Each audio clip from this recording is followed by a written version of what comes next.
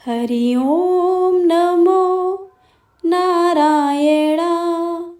ओम नमो नारायणा। हरि ओम नमो नारायणा। जय श्री राधे कृष्णा। ओम नमो भगवते वासुदेवाय नमः। ओम नमः शिवाय।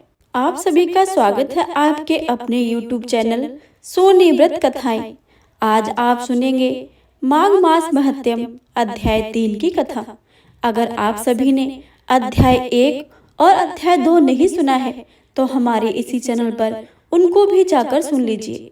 तो आइए प्रेम से श्रवण करते हैं माघ मास महत्यम अध्याय 3 की कथा। तब राजा दिलीप कहने लगे कि महाराज, यह पर्वत कितना ऊंचा और कितना लंबा चौड़ा है। तब वशिष्ठ जी कहने लगे कि 36 योजन ऊंचा, ऊपर चोटी से 10 योजन चौड़ा और नीचे 16 योजन चौड़ा है, जो हरी चंदन, आम, मदार, देवदार और अर्जुन के फूलों से वृक्षों से सुशोभित है। दुर्भिक्ष से दुखी होकर इस पर्वत को और फल फूलों से परिपूर्ण देखकर भृगु वहीं रहने लगे और यहाँ पर कंदराओं वनों और उपवनों में बहुत दिनों तक तप करते रहे।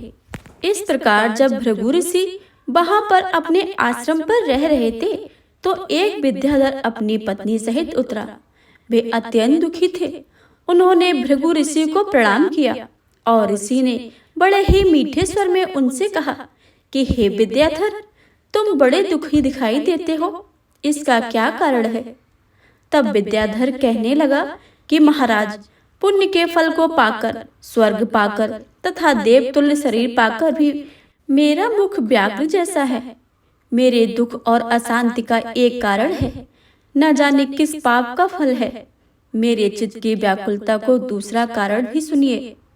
मेरी पत्नी अति रूपवती, मीठा वचन बोलने वाली, नाचने और गाने की कला में अति प्रवीण, शुद्ध चित्त वाली, सातों सुरों वाली, बीड़ा बजाने वाली, जिसने अपने कंठ में गाकर नारद जी को प्रसन्न किया है।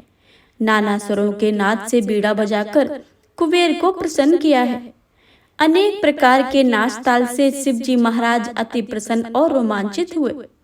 शील, उदारता, रूप तथा यौवन में स्वर्ग की कोई अप्सरा भी इस जैसी नहीं है। कहाँ ऐसी चंद्रमुखी स्त्री और कहाँ मैं व्याघ्र मुख वाला। यही चिंता सदैव मेरे हृदय को जलाती है। विद्याधर के ऐसे वचनों को सुनकर तीनों लोकों की भूत, भविष्य और वर्तमान की बात जानने वाले तथा दिव्य दृष्टि वाले ऋषि कहने लगे, हे विद्याधर, कर्म के विचित्र फलों को प्राप्त होकर ज्ञानी पुरुष भी मोह को प्राप्त हो जाता है। मक्खी के पैर जितना विष भी प्राण लेने वाला हो जाता है। छोटे छोटे पापों का फल भी अत्यंत दुखदायी हो जाता है। तुमने माघ मास की एकादशी का व्रत करके द्वादशी आने पर शरीर में तेल लगाया, इसी पाप से व्याघ्र हुए हो। एकादशी के दिन उपवास करके द्वादशी को तेल लगाने से राजा पुररवा ने भी कुरूप शरीर पाया था। तब वह अपने कुरूप शरीर को देखकर दुखी होकर हिमालय पर्वत पर देव सरोवर के किनारे पर गया। प्रीतिपूर्वक शुद्ध स्नान करके कुशा के आसन पर बैठकर भगवान कमल नेत्र, शंख, चक्र, गदा, पद्म के धारण करने वाले, पीतांबर पहने हुए, वनमाला धारण किए हुए, विष्णु का चिंतन करते हुए राजा पुरवार ने 3 मास तक निराहार रहकर भगवान का चिंतन किया। इस प्रकार 7 जन्मों में प्रसन्न होने वाले भगवान राजा के 3 महीनों के तप से ही अति प्रसन्न हो गए और माघ के शुक्ल पक्ष की एकादशी को प्रसन्न होकर भगवान ने अपने शंख के जल से राजा को पवित्र किया। भगवान ने उसके तेल लगाने की बात याद दिलाकर सुंदर देवताओं का सा रूप दिया, जिसको देखकर उर्वशी भी उसको चाहने लगी और राजा कृतकृत होकर अपनी पुरी को चला गया। भृगु ऋषि कहने लगे कि हे विद्याधर, इसलिए तुम क्यों दुखी होते हो? यदि तुम अपना यह राक्षसी रूप छोड़ना चाहते हो तो मेरा कहना मानो। जल्दी ही पापों से नष्ट होकर हेमकूट नदी में माघ स्नान करो, जहाँ पर ऋषि सिद्ध देवता निवास करते हैं। अब मैं इसकी विधि बतलाता हूँ। तुम्हारे भाग्य में माघ मास आज से 5वें दिन ही आने वाला है। पौष शुक्ल एकादशी से इस व्रत को आरंभ करो। भूमि पर सोना, जितेंद्रिय रहकर दिन में 3 समय स्नान करके महीना भर निराहार रहो। सब भोगों को त्याग कर तीनों समय भगवान विष्णु का पूजन करो। जब तुम द्वादशी को शिव जी स्तोत्र और मंत्रों से पूजन करोगे तो तुम्हारा मुख देखकर सभी चकित हो जाएंगे और तुम अपनी पत्नी के साथ सुख पूर्वक क्रीड़ा करोगे। माघ मास के प्रभाव को जानकर सदा माघ में स्नान करो। पाप दरिद्र से बचने के लिए मनुष्य को सदा यत्न में माघ मास का स्नान करना चाहिए। स्नान करने वाला इस लोक तथा परलोक में सदा सुख पाता है। वशिष्ठ जी कहते हैं कि हे दिलीप, भृगु के यह वचन सुनकर वह विद्याधर अपनी पत्नी सहित उसी स्थान पर पर्वत के झरने में माघ मास का स्नान करता रहा और उसके प्रभाव से उसका मुख देव सदृश हो गया और मणिग्रीव पर्वत पर आनंद से रहने लगे। भृगु जी नियम की समाप्ति पर शिष्यों सहित इवा नदी के तट पर आ गए। यह थी आज के अध्याय की कथा। अब सुनिए श्रीमद् भागवत महापुराण के आगे की कथा। सूत जी कहते हैं कि मुनिवर, उस समय अपने भक्तों के चित्त में अलौकिक भक्त का प्रादुर्भाव हुआ देख भक्त वत्सल श्री भगवान अपना धाम छोड़कर वहां पधारे। उनके गले में वनमाला शोभा पा रही थी। श्री अंग सजल जलधार के समान श्याम वर्ण था। उस पर मनोहर पीताम्बर सुशोभित था। कटि प्रदेश कर धरनी की लड़ियों से सुसज्जित था। सिर पर मुकुटी के लटक और कानों में कुंडलों की झलक देखते ही बनती रही थी। वे त्रिभंग ललित भाव से खड़े हुए चित्त को चुराए लेते थे। वक्ष स्थल पर कौस्तुभ मणि दमक रही थी। सारा श्री अंग हरे चंदन से चर्चित था। उस रूप की शोभा क्या कहें। उसने तो मानो करोड़ों कामदेवों की रूप माधुरी छीन ली थी। बे परमानंद चिंत मूर्ति मधुरा मधुधरी मुरलीधर ऐसे अनुपम छवि से अपने भक्तों के निर्मल चित्तों में अभिभूत हो रहे थे। भगवान के नित्य लोक निवासी लीला परिकारक उद्धव वहां गुप्त रूप से इस कथा को सुनने के लिए आए हुए थे। प्रभु के प्रकट होते ही चारों ओर जय जय होने लगी। उस समय भक्ति रस का अद्भुत प्रभाव चल रहा था। बार बार अबीर गुलाल और पुष्पों की वर्षा तथा शंख ध्वनि होने लगी थी। उस सभा में जो लोग बैठे थे उन्हें अपने देह गेह और आत्मा की भी कोई सुध नहीं थी।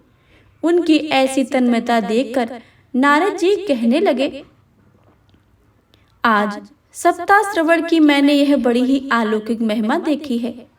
यहाँ तो जो बड़े मूर्ख दुष्ट और पशु पक्षी भी हैं, वे अब सभी अत्यंत निष्पाप हो गए हैं। अतः इसमें संदेह नहीं है। कलिकाल में चित्त की शुद्धि के लिए इस भगवत कथा के समान मृत्युलोक में कोई पाप कुंज का नाश करने वाला कोई दूसरा पवित्र साधन नहीं है। मुनिवर, आप लोग बड़े कृपालु हैं। आपने संसार के कल्याण का विचार करके यह बिल्कुल निराला ही मार्ग निकाला है। आप कृपया यह तो बताइए कि इस कथा रूप सप्त महायज्ञ के द्वारा संसार में कौन कौन लोग पवित्र हुए हैं। सनकाद ने कहा, जो लोग सदा तरह तरह के पाप किया करते हैं, निरंतर दुराचार में ही तत्पर रहते हैं और उल्टे मार्गों में चलते हैं, तथा जो क्रोध अग्नि में जलते रहने वाले कुटिल और काम परायण हैं, वे सभी इस कलयुग में सप्तमयज्ञ में पवित्र हो जाते हैं। जो सत्य सोचित माता पिता की निंदा करने वाले, तृष्णा के मारे व्याकुल, आश्रम धर्म से रहित, दंभी दूसरों की उन्नति देकर कुढ़ने वाले और दूसरों को दुख देने वाले, वे सभी कलिकाल में सप्तयज्ञ में पवित्र हो जाते हैं। जो मदिरापान, ब्रह्म हत्या, सुवर्ण की चोरी, गुरु स्त्री गमन और विश्वासघात, ये 5 महापाप करने वाले, छल परायण, क्रूर पिशाचों के समान निर्दयी, ब्राह्मणों के धन से पुष्ट होने वाले और व्यभिचारी हैं, वे भी कलिकाल में सप्तयज्ञ से पवित्र हो जाते हैं। जो दुष्ट आग्रह पूर्वक सर्वदा मन, बाड़ी और शरीर से पाप करते रहते हैं, दूसरों के धन से पुष्ट होते हैं तथा मलिन मन से और दुष्ट हृदय वाले हैं, वे सभी कलयुग में सप्तयज्ञ से पवित्र हो जाते हैं। हे नारद जी, अब तुम्हें इस विषय में एक प्राचीन इतिहास सुनाते हैं। उसके सुनने से ही सब पाप नष्ट हो जाते हैं। पूर्व काल में तुंगभद्रा नदी के तट पर एक अनुपम नगर बसा हुआ था। वहां सभी वर्णों के लोग अपने अपने धर्मों का आचरण करते हुए सत्य और सत्कर्मों में तत्पर रहते थे। उस नगर में समस्त वेदों का विशेषज्ञ और स्रोत स्मृत कर्मों में निपुण एक आत्मदेव नाम का ब्राह्मण रहता था। वह साक्षात दूसरे सूर्य के समान तेजस्वी था। वह धनी होने पर भी भिक्षाजीवी था। उसकी प्यारी पत्नी धुंधली, कुलीन एवं सुंदर होने पर भी सदा अपने बात पर अड़ जाने वाली थी। उसे लोगों की बात करने में सुख मिलता था। स्वभाव था क्रूर, प्रायः कुछ न कुछ बकवाद करती रहती थी। गृह कार्यों में निपुण थी, कृपण थी और झगड़ालू भी। इस प्रकार ब्राह्मण दंपति प्रेम से अपने घर में रहते और विहार करते थे। उनके पास अर्थ और भोग विलास की सारी सामग्री बहुत थी। घर द्वार भी बहुत ही सुंदर था, परंतु उसमें उन्हें सुख नहीं था। जब अवस्था बहुत ढल गई थी, तब उन्होंने संतान के लिए तरह तरह के पुण्य कर्म आरंभ किए और वे दीन दुखियों की गौ, पृथ्वी, सुवर्ण और वस्त्र आदि दान करने लगे। इस प्रकार धर्म मार्ग में उन्होंने अपना आधा धन समाप्त कर दिया था, तो भी उन्हें पुत्र या पुत्री किसी भी का मुंह देखने को न मिला। इसलिए अब वह ब्राह्मण बहुत ही चिंतातुर रहने लगे।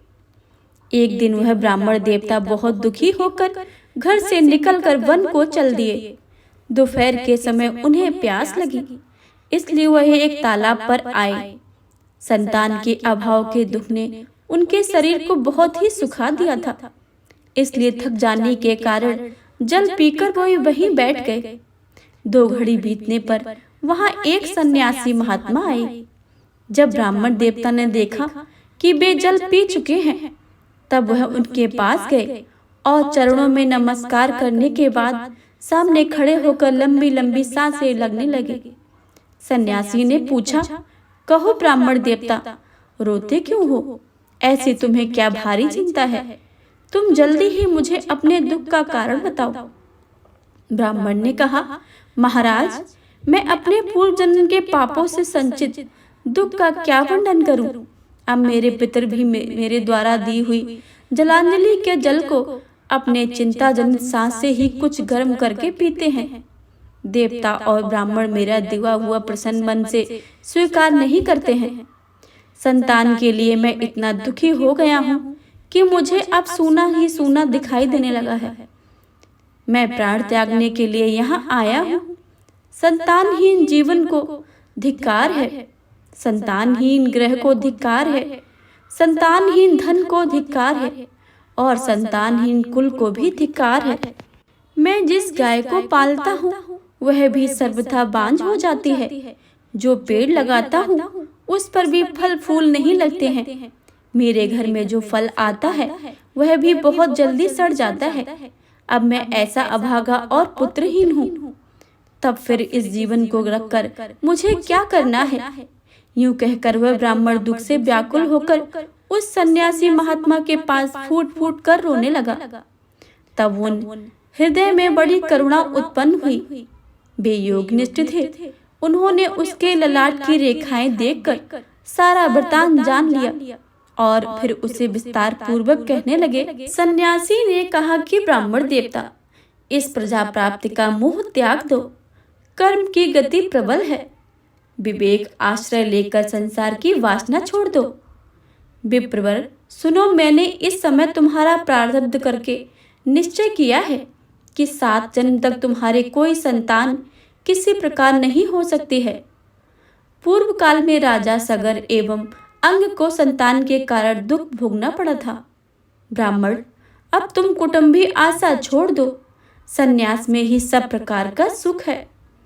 ब्राह्मण ने कहा कि महात्मा जी, विवेक से मेरा क्या होगा? मुझे तो बलपूर्वक पुत्र दीजिए, नहीं तो मैं आपके सामने ही शोक मूर्छित होकर अपने प्राण त्यागता हूँ। जिससे पुत्र स्त्री आदि का सुख नहीं है, ऐसा संन्यास तो सर्वथा नीरस है। लोक में सरस तो पुत्र पौत्र आदि से भरा पूरा ग्रस्त आश्रम ही है। ब्राह्मणों का ऐसा आग्रह देखकर उन तपोबंध ने कहा, विधाता के लिखे उल्लेख को मिटाने का हठ करने से राजा चित्रकेतु को बड़ा कष्ट उठाना पड़ा था। इसलिए दैव जिसको उद्योग को कुचल देता है, उस पुरुष के समान तुम्हें भी पुत्र सुख नहीं मिल सकता है। तुमने तो बड़ा हठ पकड़ रखा है और अर्थी के रूप में तुम मेरे सामने उपस्थित हो। ऐसी दशा में तुमसे क्या कहूँ। जब महात्मा जी ने देखा कि किसी प्रकार अपना आग्रह नहीं छोड़ता, तब उन्होंने उसे एक फल देकर कहा, इससे तुम अपनी पत्नी को खिला देना, इससे उसके एक पुत्र होगा। तुम्हारी स्त्री को 1 साल तक सत्य, शौच, दया, दान और एक समय ही एक ही अन्न खाने का नियम रखना चाहिए। यदि यह ऐसा करेंगी तो बालक बहुत शुद्ध स्वभाव वाला ही होगा।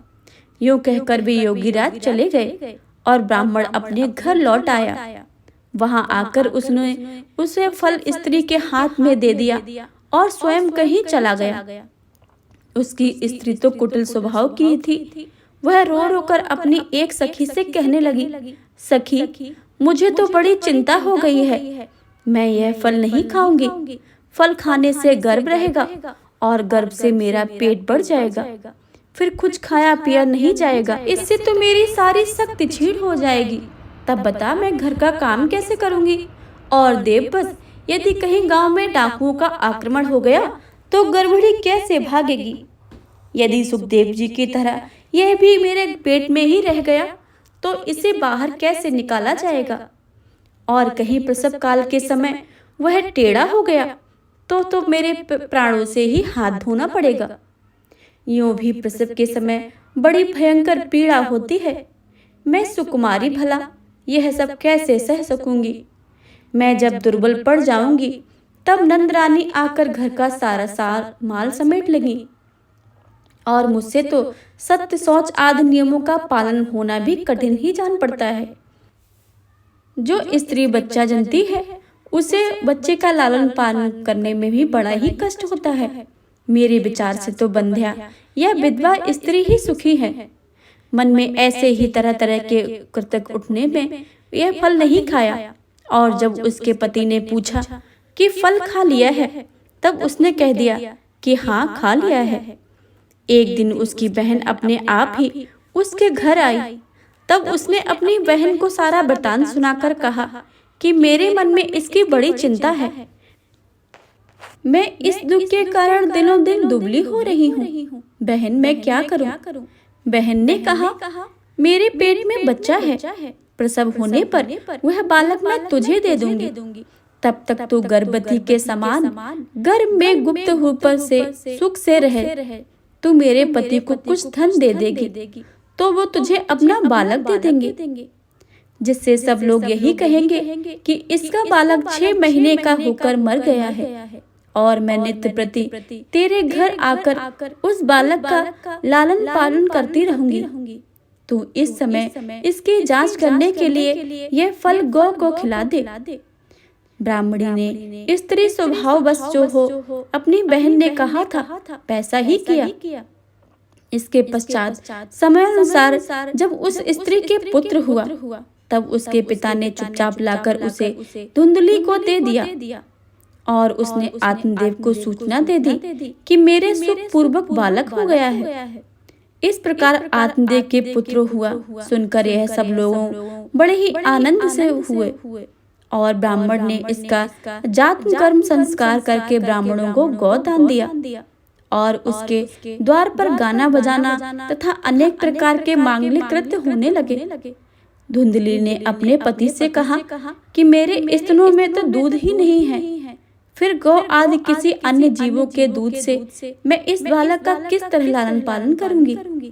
मेरे बहन के अभी बालक हुआ था, वह मर गया है। उसे बुलाकर अपने यहाँ रख ले तो वह आपके इस बच्चे का पालन पोषण कर लेगी। तब पुत्र की रक्षा के लिए आत्मदेव ने वैसा ही किया तथा माता धुंधली ने उसे बालक का नाम धुंधकारी रखा। इसके बाद 3 महीने बीतने पर उस गौ के एक मनुष्यकार बच्चा हुआ। वह सर्वांग सुंदर, दिव्य, निर्मल तथा स्वर्ण की सी कांति वाली था। उसे देखकर ब्राह्मण देवता को बड़ा ही आनंद हुआ और उसने स्वयं ही उसके सब संस्कार किया। इस समाचार से और लोगों को भी बड़ा आश्चर्य हुआ और वे बालक को देखने के लिए आए तथा आपस में कहने लगे कि देखो भाई, यह आत्मदेव कैसा भाग्य उदय हुआ है। कैसा आश्चर्य की बात है कि गौ के ऐसे दिव्य रूप बालक उत्पन्न हुआ है।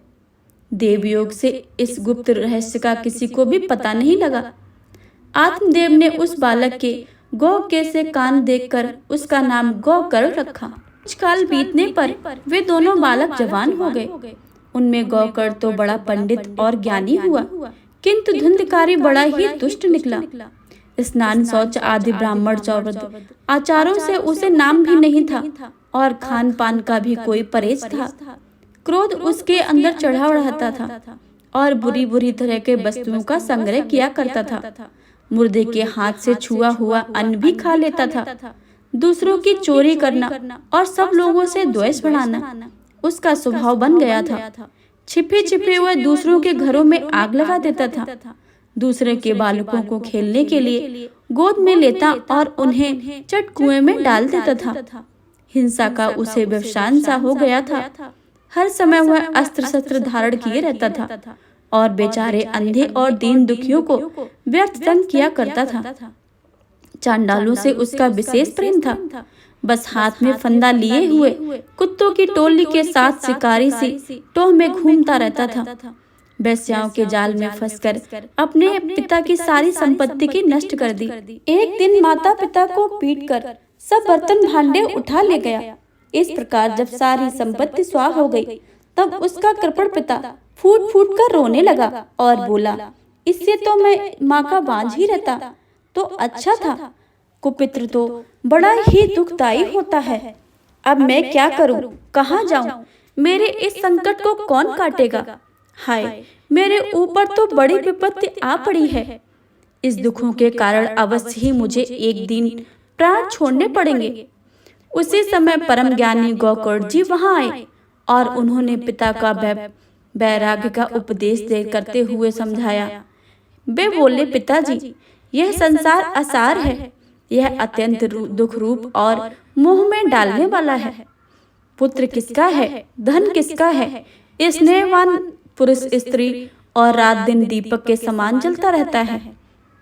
सुख ना तो इंद्र को है, ना ही चक्रवर्ती राजा को है। सुख के तो केवल विरक्त एकांत जीवी मनुष्य को। यह मेरा पुत्र है। इस अज्ञान को छोड़ दीजिए। मोह से नरक की प्राप्ति होती है। यह शरीर तो नष्ट होगा ही, इसलिए यह सब छोड़कर वन में चले जाइए।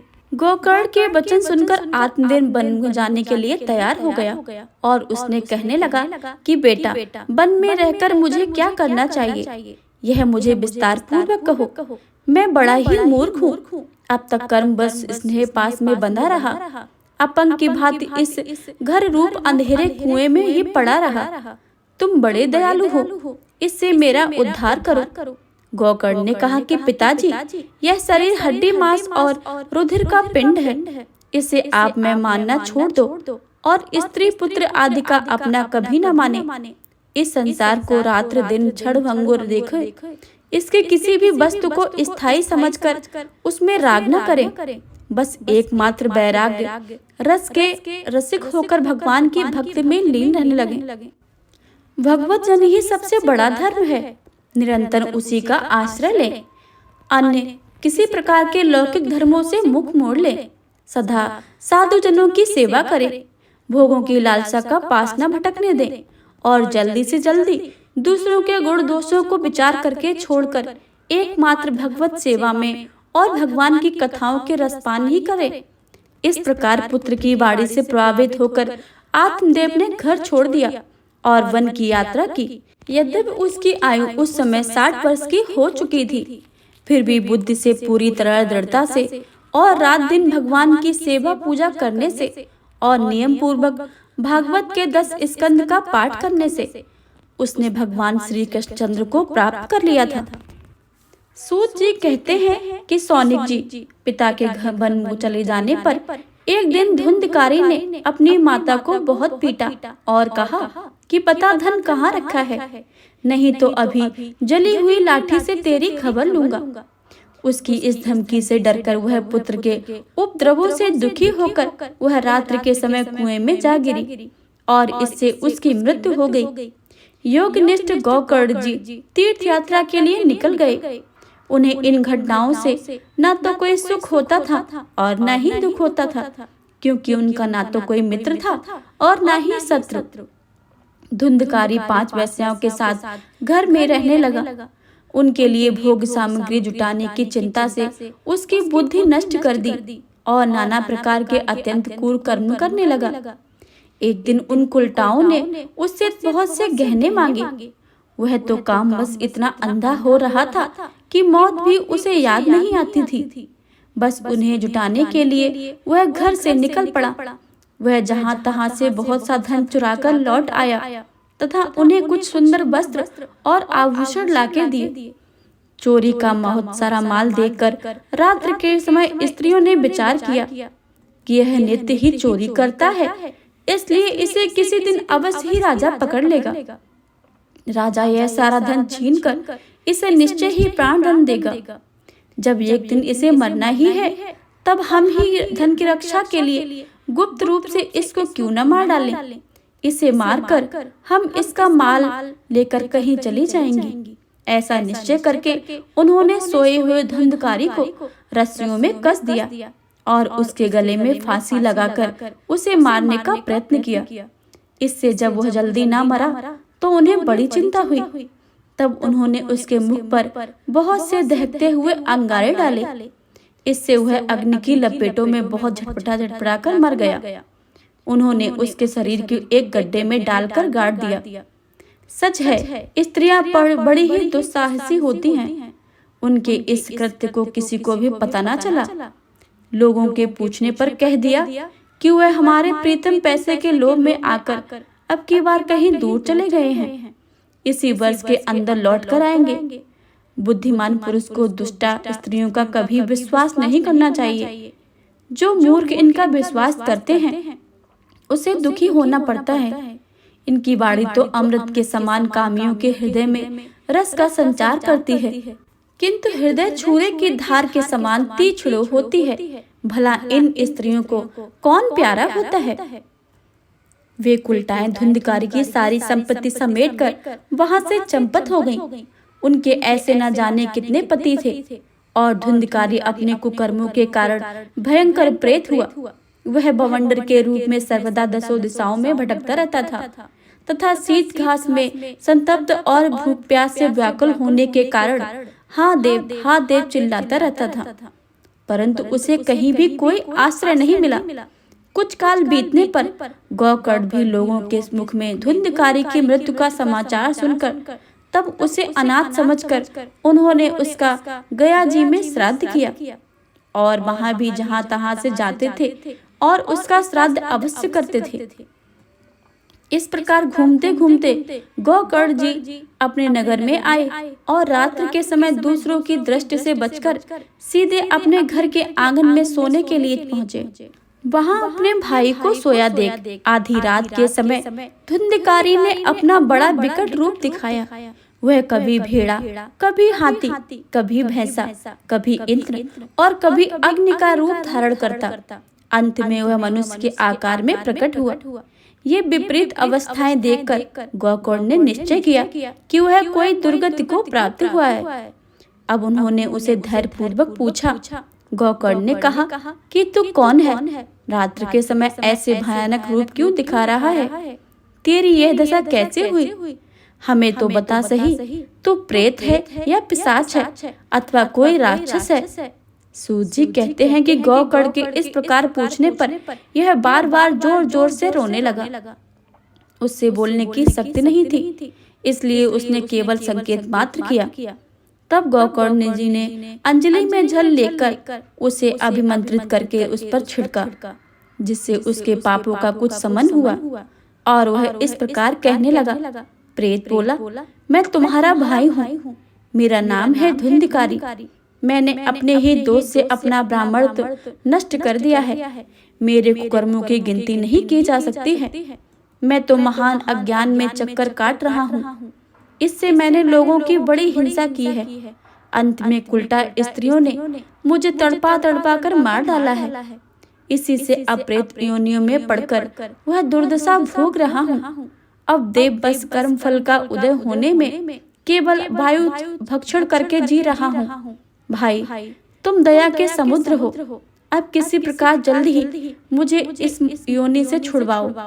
गोकर्ण ने धुंधकार की सारी बातें सुनी और तब बोले। गोकर्ण ने कहा, भाई, मुझे इस बात का बड़ा आश्चर्य है। मैंने तुम्हारे लिए विधि पूर्वक गाया जी में पिंडदान किया है, फिर भी तुम प्रेत योनियों से क्यों मुक्त नहीं हुए?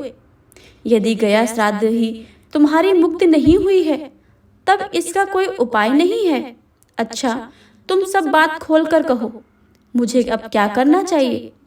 प्रेत ने कहा, मेरी मुक्ति सैकड़ों गाय श्रद्धा करने से भी नहीं हो सकती है। अब तो तुम इसका कोई उपाय ही सोचो। प्रेत की यह बात सुनकर गोकर्ण बड़ा आश्चर्य हुआ।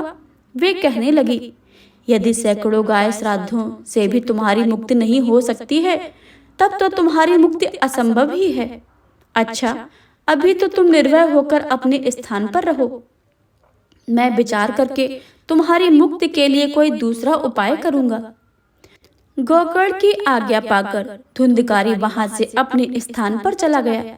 इधर गोकर्ण ने रात भर विचार किया, तब भी उन्हें कोई उपाय नहीं सूझा। प्रातःकाल उन्होंने आया देख प्रेम से उनसे मिलने आए। तब गोकर्ण ने रात में जो कुछ इस प्रकार हुआ था वह सच सुना दिया है। उनसे जो लोग विद्वान, योगनिष्ठ और ज्ञानी और वेदज्ञ थे, उन्होंने भी उनके शास्त्रों को उलट पुलट कर देखा, तो भी उनकी मुक्ति का कोई उपाय न मिला। तब सबने यह निश्चय किया कि इस विषय में सूर्य नारायण जी को आज्ञा करें, वही करना चाहेंगे। और अतः गोकर्ण ने अपने तपोबल से सूर्य की गति को रोक दिया। उन्होंने स्तुति की कि भगवान, आप सारे संसार के साक्षी हो, मैं आपको नमस्कार करता हूँ। आप मुझे कृपा करके धुंधकारी की मुक्ति का साधन बताइए। गोकर्ण की यह प्रार्थना सुनकर सूर्यदेव ने दूर से ही स्पष्ट शब्दों में कहा, श्रीमद् भागवत से मुक्ति हो सकती है, इसलिए तुम इसका सप्ताह करके पारायण करो। सूर्य का यह धर्म वचन वहां सुई सभी ने सुना। तब सबने यही कहा कि प्रयत्न पूर्वक यही करो, मैं भी साधन बहुत सरल है। अतः गोकर्ण जी ने तदनुसार निश्चय करके कथा सुनने के लिए तैयार हो गए। देश और गांव से अनेक लोग कथा सुनने के लिए आए। बहुत से लंगड़े, लूले, अंधे, बूढ़े और मंदबुद्धि पुरुष भी अपने पापों की निवृत्ति के उद्देश्य से वहां पहुंचे। इस प्रकार वहां इतनी भीड़ हो गई कि उसे देखकर देवता भी आश्चर्यचकित हो गए। जब गोकर्ण जी व्यास गद्दी पर बैठकर कथा कहने लगे, तब वह प्रेत भी वहां आकर आ पहुंचा और इधर उधर बैठने के लिए स्थान ढूंढने लगा। इतने में ही उसकी दृष्टि एक सीधे रखे हुए 7 गांठ के बांस पर पड़ी। उसी के नीचे के छिद्र से घुसकर वह कथा सुनने के लिए बैठ गया। वायु रूपी होने के कारण वह बाहर कहीं बैठ नहीं सकता था, इसलिए बांस में घुस गया। गोकर्ण जी ने एक वैष्णव ब्राह्मण को मुख्य श्रोता बनाकर और प्रथम स्कंध में ही स्पष्ट स्वर में कथा सुनाई और आरंभ कर दिया। सायंकाल में जब कथा को विश्राम दिया गया, तब एक बड़ी विचित्र बात हुई। वहां सभासदों को देखते ही बांस की एक गांठ तर से शब्द करके फटती गई। इसी प्रकार दूसरे दिन सायंकाल में दूसरी गांठ फटी और तीसरे दिन में उसी समय तीसरी। इस प्रकार 7 दिनों में 7 गांठों को फोड़कर धुंधकारी बाहरों स्कंदों के सुनने से पवित्र होकर प्रेत योनियों से मुक्त हो गया और दिव्य रूप धारण करके उसके सबके सामने प्रकट हुआ। उसका मेघ के समान श्याम शरीर पीतांबर और तुलसी की मालाओं से सुशोभित था तथा सिर पर मनोहर मुकुट और कानों में कमनीय कुंडल झिलमिला रहे थे। उसने तुरंत अपने भाई गोकर्ण को प्रणाम करके कहा, भाई, तुमने मुझ पर अति कृपा की है जो आपने भगवत पाठ का मुझे सुनाया है और इस प्रेत योनि से यातनाओं से मुक्त करवाया है। यह प्रेत पीड़ा का नाश करने वाली श्रीमद् भागवत की कथा धन्य है तथा श्री कृष्णचंद्र के धाम की प्राप्ति करने वाला इसका सप्ताह पारायण भी धन्य है। जब सप्ताह श्रवण का योग लगता है तब सब पाप थर्रा उठते हैं कि अब भागवत कथा जल्दी ही हमारा अंत कर देगी। जिस प्रकार आग गीली सूखी छूटे बड़ी इस तरह की लकड़ियों को जला देती है, उसी तरह सप्ताह श्रवण मन वचन और कर्म द्वारा किए हुए नए पुराने छोटे बड़े सभी प्रकार के पापों को भस्म कर देता है। विद्वानों ने देवताओं की सभा में कहा कि जो लोग इस भारतवर्ष में श्रीमद् भागवत की कथा नहीं सुनते हैं, उनका जन्म व्यर्थ है। भला मोहक पूर्वक लालन पालन करके यदि इस अनंत शरीर को हष्ट पुष्ट और बलवान भी बना लिया तो भी श्रीमद् भागवत की कथा सुने बिना इसका क्या लाभ हुआ। अस्थियों के इस शरीर को आधार स्तंभ नस नाड़ी रूपी रस्सियों में बंधा हुआ है। ऊपर से इस पर मांस और रक्त थोपकर इसे चर्म से मढ़ दिया गया है। इसके प्रत्येक अंग से दुर्गंध आती है क्योंकि ये तो मलमूत्र का भांड है। वृद्धा अवस्था और शोक के कारण यह परिणाम से दुखमय ही है। रोगों का तो यह घर ही ठहरा है। यह निरंतर किसी न किसी कामना से पीड़ित रहता है, कभी किसी तृप्ति नहीं होती है। इसे धारण किए रहना भी एक भार ही है। इसके रोम रोम से दोष भरे हुए हैं और नष्ट होने से एक क्षण मात्र भी नहीं लगता है। अंत में यदि इसे गाड़ दिया जाता है तो इसमें कीड़े बन जाते हैं। कोई पशु खा जाता है तो यहाँ विष्ठा हो जाती है और अग्नि में जला दिया जाता है तो भस्म की ढेरी हो जाती है। ये तीन ही ऐसी गतियां बताई गई हैं। इसे अस्थिर शरीर से मनुष्य अविनाशी फल देने वाले काम क्यों नहीं बना लेता। जो अन्न प्राप्त काल पकाया जाता है और सायंकाल तक बिगड़ जाता है, फिर उसी के रस में पुष्ट हुए शरीर नित्यता कैसी है। इस लोक में सप्ताह श्रवण करने से भगवान की शीघ्र प्राप्त हो सकती है। अतः सब प्रकार के दोषों की निवृत्ति के लिए एकमात्र यही साधन है। जो लोग भागवत की कथा से वंचित हैं, वे तो जल में बुदबुदे और जीवों से मच्छरों के समान केवल मरने के लिए ही पैदा होते हैं। भला इसके प्रभाव से जड़ और सूखे हुए बांस की गांठें फट सकती हैं। उसे भागवत कथा का श्रवण करने से चित्त की गांठों का खुल जाना कौन सी बड़ी बात है। सप्ताह श्रवण करने से मनुष्य की हृदय की गांठ खुल जाती है। उसके समस्त संशय छिन्न भिन्न हो जाते हैं और सारे कर्म नष्ट छीड़ जाते हैं। यह भागवत कथा रूप तीर्थ संसार के कीचड़ को धोने से बड़ा ही पटु है। विद्वानों का कथन है कि जब यह हृदय में स्थित हो जाता है तब मनुष्य की मुक्ति निश्चित ही समझनी चाहिए। जिस समय धुंधकारी ये बातें कह रहा था, जिसके लिए वैकुंठवासी पार्षदों के सहित एक विमान उतरा, उसमें सब मंडलाकार प्रकाश फैल रहा था। सब लोगों के सामने ही धुंधकारी उस विमान पर चढ़ गया। तब उस विमान पर आए हुए पार्षदों को देखकर उनसे गोकर्ण ने यह बात कही। गोकर्ण ने पूछा, भगवान के प्रिय पार्षदों, यहाँ हमारे अनेक शुद्ध हृदय श्रोतागण हैं। उन सबके लिए आप लोग एक साथ बहुत से विमान क्यों नहीं लाए? हम देखते हैं कि यहाँ सभी ने समान रूप से कथा सुनी है। हे मानव, इस फल भेद का कारण इससे श्रवण का भेद नहीं है। यह ठीक है कि श्रवण तो सबने समान रूप से ही किया है, किंतु इसके जैसे मनन नहीं किया है। इसी के साथ भजन करने पर भी उसके फल में भेद रहा है। इस प्रेत ने 7 दिनों तक निराहार रहकर श्रवण किया है तथा सुने हुए विषय का स्थिर चित्त से खूब मनन नित्य आसन भी करता रहा है। जो ज्ञान दृढ़ नहीं होता है वह व्यर्थ हो जाता है। इसी प्रकार ध्यान से न देने से, श्रवण का संदेह से, मंत्र का और चित्त के इधर उधर भटकते रहने से जब का कोई फल नहीं होता है। वैष्णवहीन देश अपात्र को कराया हुआ श्राद्ध का भोजन, अश्रोत्रिय को दिया हुआ दान एवं आचारहीन कुल सब नाश हो जाता है।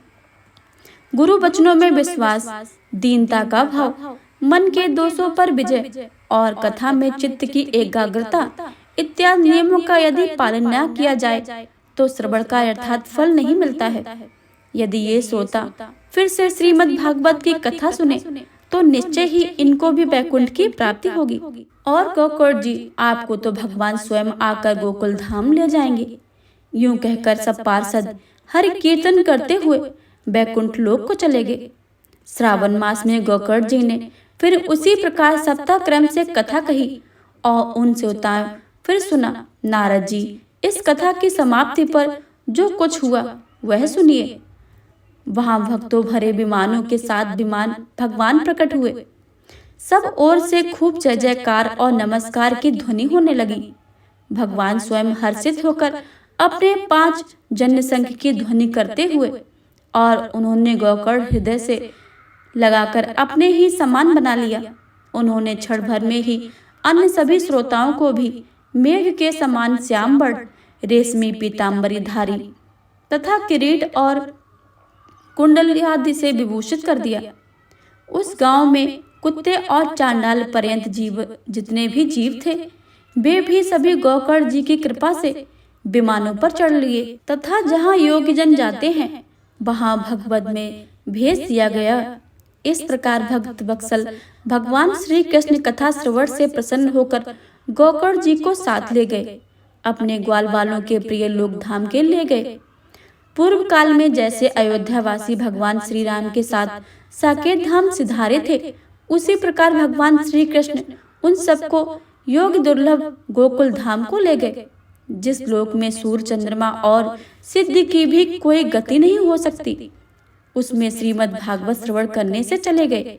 नारद जी सप्त यज्ञ के द्वारा कथा श्रवण करने से जैसा उज्जवल फल संचित होता है उसके विषय में हम आपसे क्या कहें। जिन्होंने अपने कर्णपुट से गोकर्ण जी के कथा के एक अक्षर भी का भी पान किया था वे फिर माता पिता के गर्भ में नहीं आए।